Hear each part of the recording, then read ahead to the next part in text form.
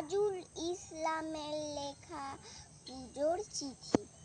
মেঘগুলো সব সাদা সাদা, রোদ নয়তো সোনা। শিউলি গাছে মৌমাছিরা করছে আনাগোনা।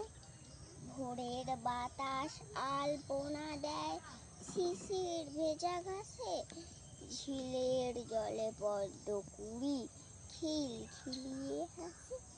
কুলমি ঘেরা শান্ত দিঘি জলপরীদের বাড়ি। চারিদিকে তার রং ছড়িয়ে গোলাপ জবার শাড়ি। ধানের শীষে দোল খেয়ে যায় ঝুলা এক পাখি। আকাশ তাকে পরালো কে রামধনু রং রাখি। ওই ফুটেছে হাসনোহানা, গন্ধটা কি মিঠি। রঙিন খামে শরৎ পাঠায় এবার পুজোর চিঠি। নমস্কার।